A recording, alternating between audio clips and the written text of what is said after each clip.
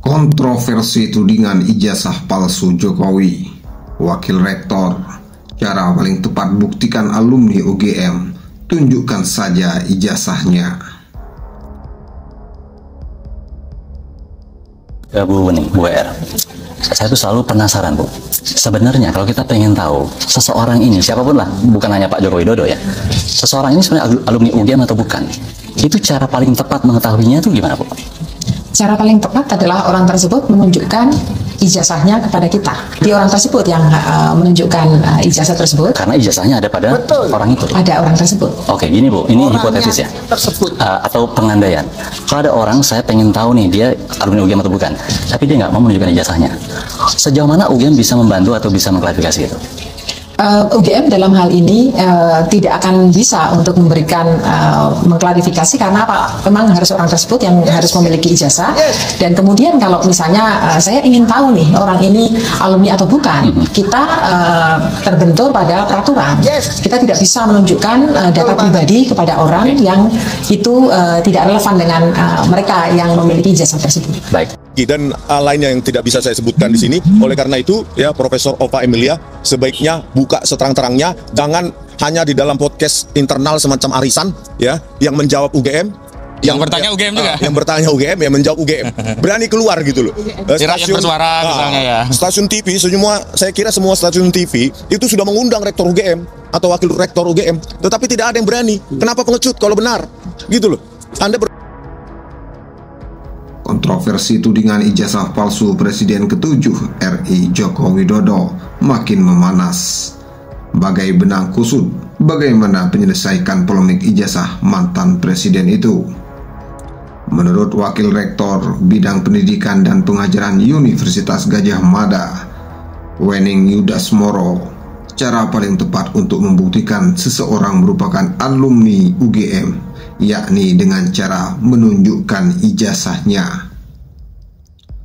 Orang tersebut menunjukkan ijazahnya kepada kita karena memang ijazahnya ada pada orang yang bersangkutan, kata Wening, sebagaimana dalam podcast UGM menjawab ijazah Joko Widodo yang ditayangkan melalui YouTube Universitas Gadjah Mada. Dia menjelaskan UGM tidak dapat memberikan klarifikasi mengenai status alumnus seseorang dan memastikan ijazahnya asli kepada pihak yang tak berwenang. Kita ada aturannya, tidak bisa menunjukkan data pribadi seseorang yang tidak relevan dengan mereka yang memiliki ijazah tersebut. Tapi kalau yang meminta data tersebut pihak berwenang, misalnya negara, maka UGM akan memberikan, sambungnya. Kasus lain, jika orang yang memalsukan ijazah dan mengatasnamakan UGM, maka pihaknya bakal mengambil langkah hukum. Kami akan bergerak dari sisi hukum, melaporkan, dan lain sebagainya. Dalam tayangan podcast ini juga dihadirkan Rektor Universitas Gadjah Mada, Ova Emilia, Dekan Fakultas Kehutanan, Sigit Sunarta, dan dipandu juru bicara UGM, Imade Andi Arsana. Sebelumnya, para terlapor tudingan ijazah palsu Jokowi, yakni Roy Suryo, Rismon Sianipar, dan Dr. Tifa mengeluarkan buku Jokowi's White Paper. Menurut Rismon, ijazah Jokowi seharusnya milik publik. Sebagai presiden, ijazahnya yang dipakai sebagai calon presiden tahun 2014 dan 2019 harusnya ijazah tersebut ijazah milik publik, ujar Rismon. Karenanya, Rismon dan terlapor tudingan ijazah palsu Jokowi kemudian menulis buku bertajuk Jokowi's White Paper. Filosofi dibuatnya buku ini untuk menjawab konflik abu-abu soal ijazah Jokowi.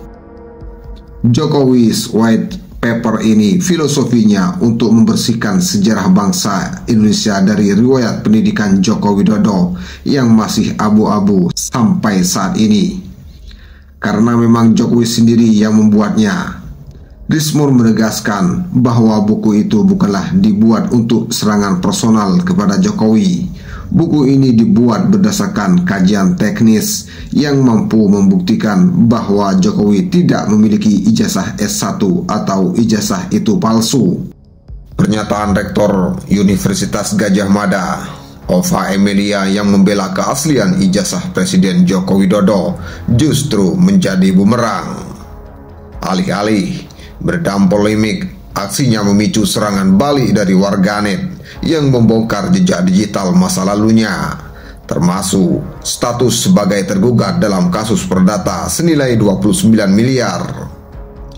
Kegaduhan ini bermula dari sebuah video dan wawancara di mana Ova Emilia dengan tegas menyatakan UGM memiliki bukti otentik bahwa Jokowi adalah alumni sah universitas tersebut. Joko Widodo dinyatakan lulus dari UGM pada tanggal 5 November 1985 dan UGM telah memberikan ijazah yang sesuai dengan ketentuan kepada yang bersangkutan saat diwisuda tanggal 19 November 1985, ujar Ova Emilia dalam video yang diunggah di kanal YouTube resmi UGM. Ia mengklaim UGM menyimpan seluruh dokumen otentik, mulai dari proses penerimaan, perkuliahan, KKN hingga wisuda Jokowi. Di tengah panasnya dampak klaim Ova ini, netizen melakukan serangan balik dengan menggali data terkait Ova Emilia.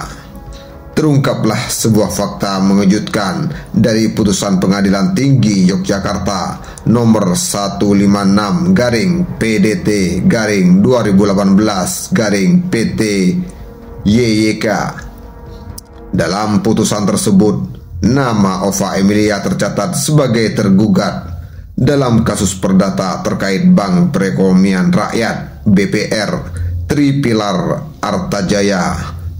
Tak tanggung-tanggung, Ova Emilia disebut sebagai pemegang saham mayoritas hingga 99,8%. Putusan Direktori Mahkamah Agung itu menyatakan tergugat 1, tergugat 2, tergugat 3, dan tergugat 4 telah melakukan perbuatan melawan hukum.